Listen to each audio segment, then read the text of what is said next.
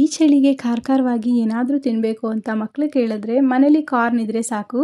4 ವೆರೈಟಿಯಾಗಿ ತುಂಬ ಸಿಂಪಲ್ಲಾಗಿ ಮಾಡ್ಕೋಬೋದು. ಸಿಪ್ಪೆ ತೆಗೆದಿರುವಂತಹ ಕಾರ್ನೆಲ್ಲ ನೀರಲ್ಲಿ ಚೆನ್ನಾಗಿ ತೊಳೆದು ಕುಕ್ಕರ್ಗೆ ಹಾಕ್ಕೊಂಡು ರುಚಿಗೆ ಎಷ್ಟು ಬೇಕೋ ಅಷ್ಟು ಉಪ್ಪು, ಸ್ವಲ್ಪ ನೀರನ್ನು ಸೇರಿಸಿ 3 ವಿಷಲ್ ಬರೋವರೆಗೂ ಕೂಗಿಸ್ಕೊಂಡು 3 ವಿಷಲ್ ಬಂದಮೇಲೆ ಇದನ್ನು ಒಂದು ಸಲ ಫಿಲ್ಟ್ರ್ ಮಾಡ್ಕೋಬೇಕು. ಒಂದು ಬೌಲ್ಗೆ 1 ಕಪ್ ಆಗೋವಷ್ಟು ಬೇಯಿಸಿರೋ ಸ್ವೀಟ್ ಕಾರ್ನ್ನ ಹಾಕಿ ಒಂದು ಸ್ವಲ್ಪ ಬೆಣ್ಣೆ ಹಾಗೆ ಪೆಪ್ಪರ್ ಪುಡಿನ ಹಾಕಿ ಮಿಕ್ಸ್ ಮಾಡ್ಕೊಂಡ್ಬಿಟ್ರೆ ಪೆಪ್ಪರ್ ಬಟರ್ ಕಾರ್ನ್ ರೆಡಿ ಆಗುತ್ತೆ.